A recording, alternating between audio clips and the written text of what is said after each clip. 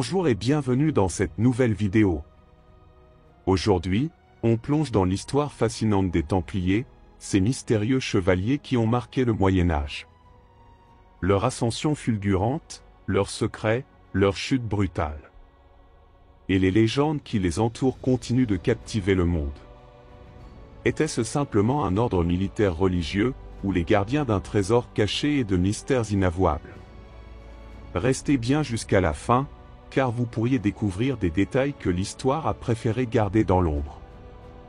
Alors, asseyez-vous confortablement et laissez-moi vous emmener dans cette aventure hors du commun. Mais attention! Ce que vous allez entendre pourrait bien changer tout ce que vous pensiez savoir.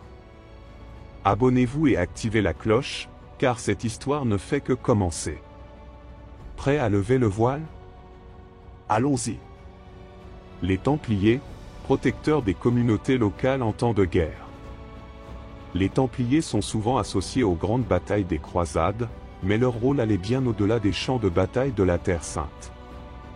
En Europe, ils jouaient un rôle crucial dans la protection des communautés locales pendant les guerres féodales et les invasions. Aujourd'hui, découvrons comment les Templiers devinrent des protecteurs pour les populations prises dans le chaos des conflits médiévaux. Le contexte de l'Europe médiévale, une époque de conflits constants. L'Europe médiévale était une terre marquée par des conflits constants. Entre les rivalités entre seigneurs, les invasions étrangères et les révoltes paysannes, les communautés locales étaient souvent les premières victimes. Point clé. Les guerres féodales. Les querelles entre seigneurs entraînaient fréquemment des pillages et des destructions de villages, laissant les paysans sans défense. Les invasions étrangères. Des régions comme le sud de la France et la péninsule ibérique faisaient face à des incursions de Sarrasins, tandis que d'autres zones subissaient encore les conséquences des raids vikings ou magyars. Les révoltes paysannes. Les soulèvements des paysans contre les seigneurs féodaux entraînaient souvent des représailles brutales et des massacres. Anecdote. Au début du XIIe siècle, dans certaines régions de France, les conflits entre barons rivaux laissaient des villages entiers brûlés. Les Templiers commencèrent à offrir refuge aux populations dans leurs commanderies fortifiées. Les commanderies templières comme refuge pour les populations locales. Les commanderies templières, souvent construites comme des forteresses, devinrent des lieux de refuge pour les populations locales fuyant les conflits. Point clé. Forteresses stratégiques. Les commanderies étaient souvent situées à des endroits stratégiques, comme des carrefours commerciaux ou des zones frontalières, servant à la fois de base militaire et de refuge. Protection des civils. En cas d'attaque, les paysans pouvaient se réfugier dans les commanderies, où les Templiers offraient sécurité et provisions. Une zone neutre. La neutralité des Templiers, en tant qu'ordre religieux, signifiait qu'ils étaient moins susceptibles d'être pris pour cible dans les conflits locaux, renforçant leur rôle de protecteur. Anecdote. La commanderie de Tomar, au Portugal, est devenue un bastion de défense pendant les incursions musulmanes, offrant refuge à des centaines de villageois. Les Templiers comme médiateurs et négociateurs en temps de guerre.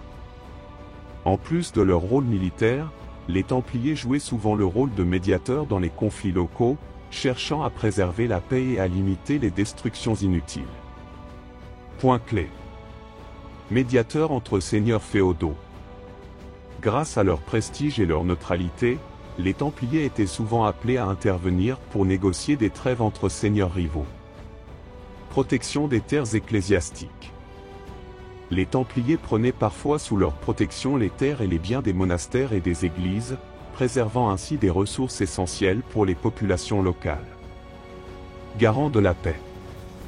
En certaines occasions, les Templiers imposaient eux-mêmes des zones de paix autour de leurs commanderies ou des itinéraires cruciaux, comme les routes commerciales et de pèlerinage. Anecdote.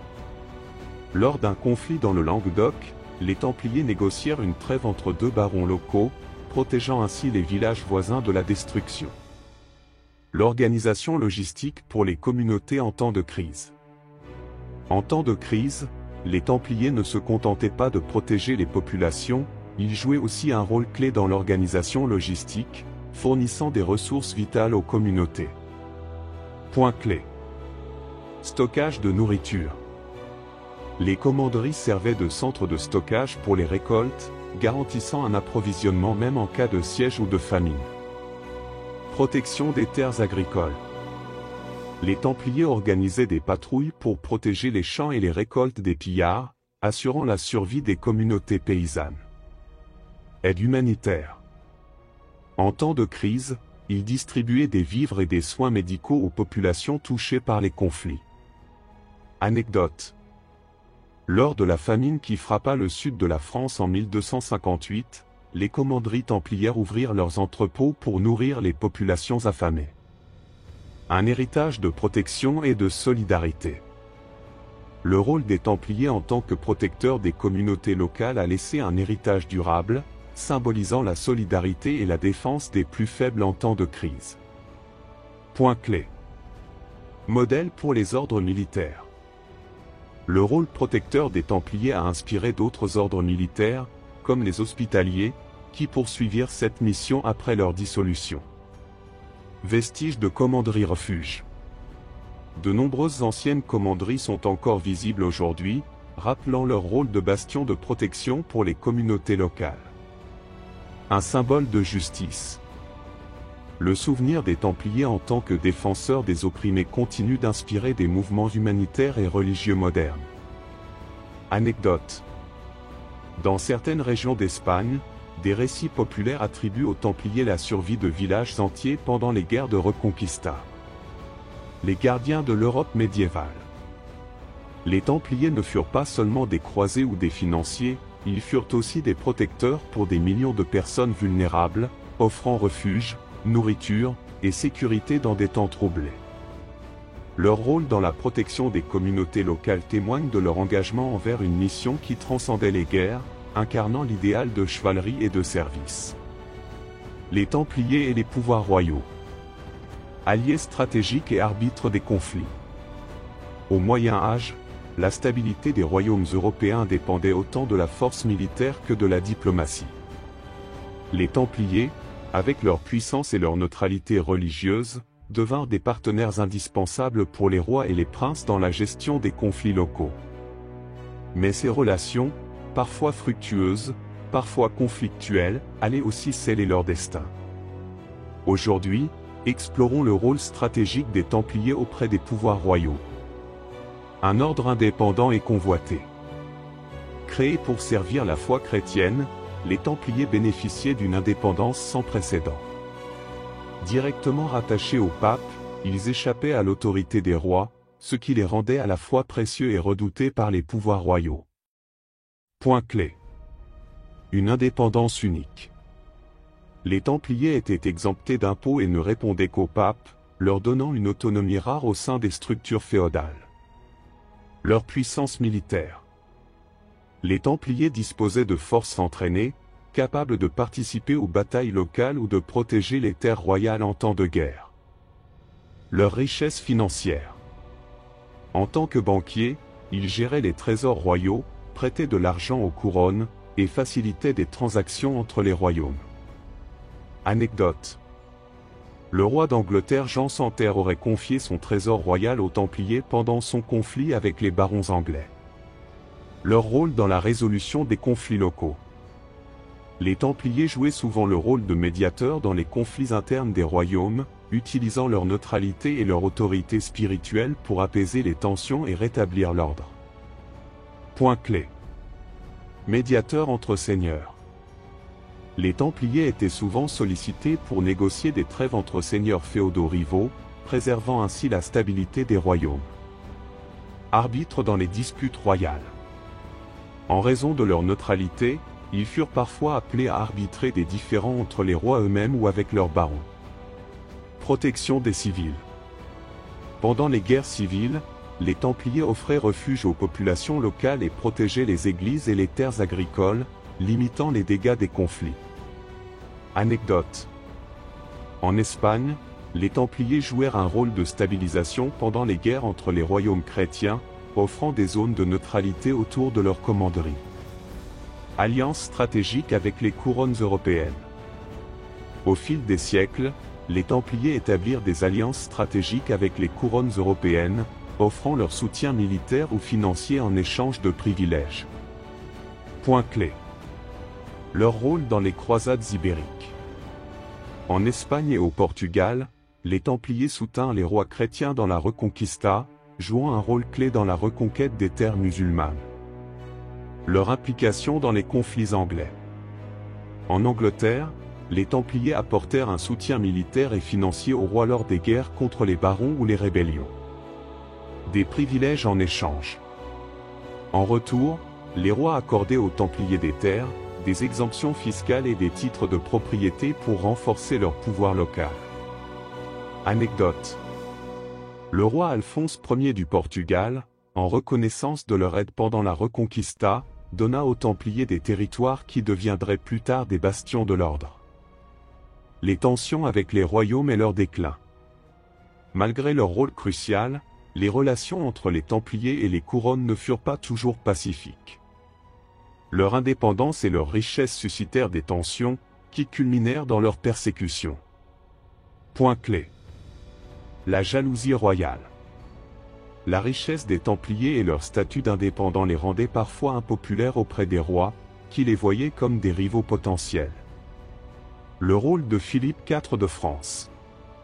Philippe le Bel, criblé de dettes envers les Templiers, utilisa leur pouvoir croissant comme prétexte pour orchestrer leur arrestation en 1307 et saisir leurs biens. La dissolution de l'ordre. En 1312, sous pression de la couronne française, le pape Clément V ordonna la dissolution des Templiers, mettant fin à leur influence politique directe. Anecdote. Selon certains récits, Philippe IV aurait conspiré contre les Templiers non seulement pour leur richesse, mais aussi pour leur refus de soutenir ses ambitions politiques. Leur héritage politique et institutionnel. Bien que dissous, les Templiers laissèrent un héritage durable dans la politique et l'organisation des royaumes européens, inspirant d'autres institutions militaires et politiques. Point clé. Transmission à d'autres ordres. Les biens et les responsabilités des Templiers furent souvent transférés à d'autres ordres, comme les Hospitaliers, qui poursuivirent leur mission. Inspiration pour la monarchie. Les systèmes logistiques et financiers des Templiers influencèrent la gestion administrative et militaire des royaumes européens. Un symbole de pouvoir. Aujourd'hui encore, les Templiers restent un symbole de discipline, de dévouement et d'influence politique, réinterprété dans la culture populaire et les théories modernes. Anecdote. L'Ordre du Christ, qui succéda aux Templiers au Portugal, joua un rôle clé dans l'expansion maritime du XVe siècle, prolongeant indirectement leur influence politique. Alliés, arbitres et victimes du pouvoir royal. Les Templiers, par leurs alliances stratégiques avec les pouvoirs royaux, furent des acteurs majeurs dans la stabilisation et la gestion des conflits locaux. Mais leur indépendance et leur richesse, autrefois leurs plus grands atouts, devinrent aussi leur perte. Leur histoire illustre la complexité des relations entre pouvoir spirituel et pouvoir temporel dans l'Europe médiévale. Le prochain épisode. Dans notre prochain épisode, nous plongerons dans un autre mystère. Les Templiers et l'héritage militaire moderne. Une tradition qui perdure. Les secrets des forteresses templières. Défense, stratégie et mystère. À très bientôt.